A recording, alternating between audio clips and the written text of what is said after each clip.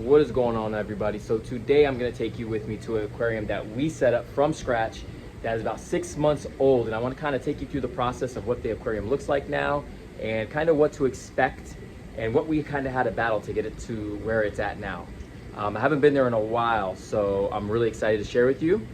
But I got Tommy of Tanknicians here. Oh, hey, Chris. Who is the mastermind behind this aquarium, and it's basically your philosophy and the way we set this tank up. Do you want to just go over that real quick on kind of what led to where the tank is at right now? Sure. So this customer was fantastic, super patient. We did 2.5 months with no lights. Typically we try to shoot for 2. It just so happened to work out that we were able to do 2.5. Then we turned the lights on for 2 hours a day, added fish, added just a handful cleanup crew, and then over the next month we increased it to 4 hours. The next month we increased it to 7 hours, and we added the first corals. And here we are now. I think we're at 8 hours a day. But by doing that prolonged, short light period, we didn't give the algae what they needed to really get a strong foothold. So thankfully we didn't really have any big algae issues in that aquarium. And there's coral in the aquarium right now, and Yep. see how they're doing. Yep. Putting the coral in there is important to increase that microbial diversity. All right, so let's head there right now. Tommy, see you later. See you, Chris. Oh, but first we have to go to a customer's house and drop off something because they're dealing with a pretty bad case of bubble algae. So let's do that first. We got to drop these emerald crabs off at a customer's house right now because they are dealing with some bubble algae. I think there's like 5 of these in here. So hopefully they do the job. I'll take you inside and you guys can check out the tank. All right, so here is the customer's tank, and everything is looking good. Everything's doing good. The only problem is we are starting to incur some bubble algae, and it started off about 2 weeks ago when I was here. Started noticing a little bit, but it's really just taken off. And for the most part, it's not affecting any of the other corals, but it is bothering the zoas, and it's just really unsightly. And I just want to get rid of it before it becomes a bit more of a problem. Now, there is no fish in this aquarium that will eat it, like a foxface or a tang or anything like that. So it's kind of gotten out of control. The phosphates and nitrates and stuff aren't crazy. You can see the corals look good. The acan, the Ironman acan looks amazing. But it's just spreading really quickly throughout this aquarium, and it's just, it needs to go before it does become a problem. And, bubble algae has a way, anybody who's ever dealt with it has a way of really just kind of getting out of control quickly. And I want to put some encrusting corals in here, and I just don't want to have to worry about bubble algae getting in the way of the corals growing or becoming a problem. And it's just all in the nooks and crannies of this whole aquarium. This tank, again, we have tons of coralline algae growth in here. The other side of the tank has the same problem, but we have tons of coralline algae in the growth. The coral are all doing good. The bubble algae is the only thing that's irritating me right now, so might as well put an army of the emerald crabs in here and let them take care of it, let them mow it down. And we do lack some cleanup crew in here, so adding a nice little cleanup crew in this tank will help keep things natural and healthy and balanced. They should be really hungry. This guy's already picking, so hopefully most of them, that's probably the biggest one right here. Mm-hmm. So this will be fun. Let's see how long it takes these emerald crabs to eat this bubble algae. We'll document it. I'll do a video down the road once it looks like it's going away. It'll be fun. All right, one more tank to deal with. Got to go to a customer's house, do a regular service, but they're having problems with their coral dying off, and they have a feeling it's because of their fish that is in the aquarium. So today will not only be a service, but I'm gonna go ahead and try to catch that fish out of the aquarium because it is a type of fish that is known for nipping on coral. So we just want to take out any X factors out of the equation and see what is the reason why the coral, certain coral are not doing well in there. And by taking the fish out of the tank that is known for nipping on coral, we kind of just scratch one thing off the list because the water chemistry, everything is testing perfectly. So that's another thing I have to do today. So a lot of customers, they see a fish out and they really want it. And it might not be reef safe, but they love the fish so much that they are like, well, we want to get it anyways. And then they decide, well, we still want to do corals. And then that fish that they got ends up nipping on the corals. And that's what we have today. We're here at this customer's house, and they have a lemon peel angelfish. And it was a beautiful fish. You've all seen the lemon peel angels. And it was good for a while, but then they started doing mixed reef. and the angelfish is now nipping at the corals, and they want it out. So that's what I'm doing right now. I'm gonna try to catch this thing out while I'm doing the water change.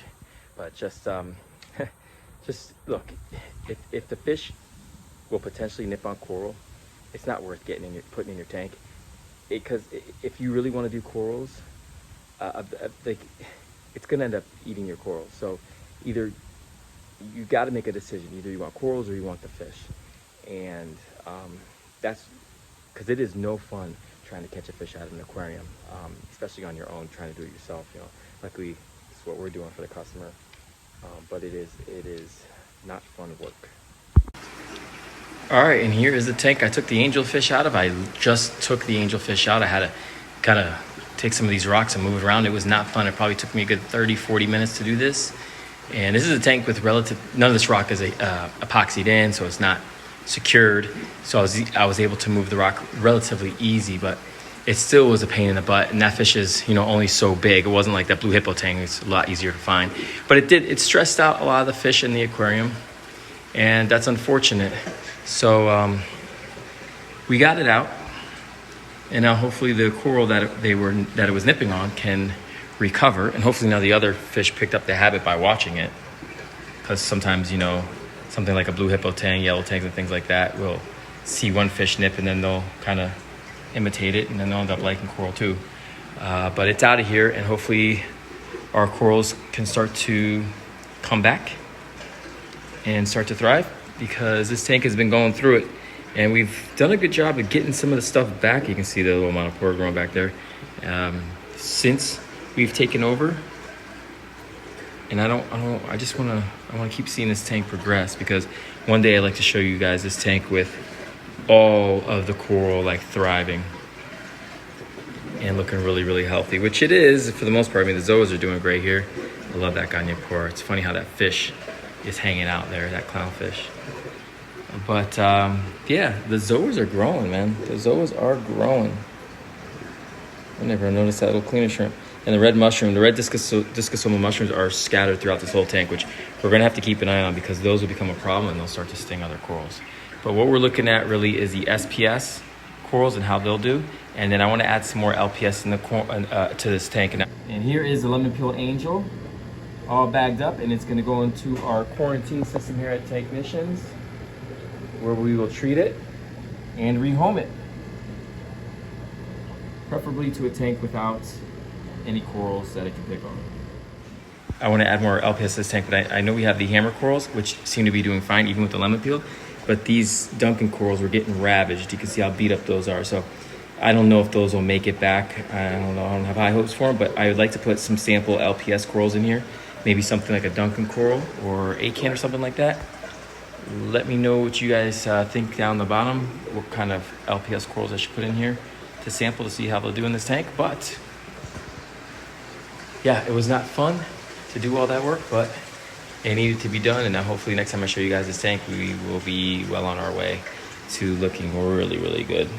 That is the hope, because we got some really pretty fish in here, and the corals need to match. All right, so here is the tank that I wanted to share with you guys and talk about.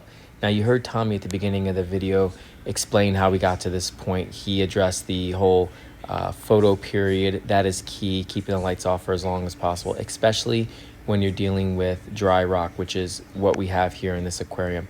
This is Carib Sea dry rock. So back in the day, they used to use live rock, and live rock does a great job of seeding your tank very quickly, and you're able to put corals and fish in your tank a lot quicker.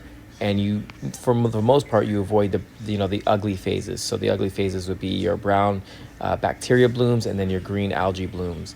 And that is because you are inoculating your tank with the bacteria that it needs. The problem with live rock is you get a ton of wicked bad stuff in there. So you can get aptasia, you can get a lot of pests that could affect your corals. And lately we've seen from a certain company that harvests and sells live rock, they've been having fish-eating isopods in their live rock, and we've had to take the rock out of people's tanks because these fish-eating isopods were attacking fish and injuring fish. So just keep that in mind. If you get live rock, it comes with a whole bunch of stuff that could be a problem. That's why we always choose to start with dry rock. And in order to do that, like Tommy said, you really gotta be patient. It takes a long time. If you're not patient, you're gonna be dealing with a lot of nuisance algae. Now we're starting to get a little bit of green here in the sand, but nothing I'm too worried about. If you guys take a close look at the rock, it is pretty clean. And the corals look great. There's some zoas in here that look good, and we have some acans that are doing really well. I personally think this tank is ready for the next phase. The next phase would be, I say moderate level corals, so things like hammer corals, frog spawns, and things like that. But right now, I'm really happy with the way the tank is progressing. And I just had to share it with you guys because I think in the future, a couple more months, next time I do the video on this aquarium, it's gonna look amazing. And it's all because we've gone slow with this tank.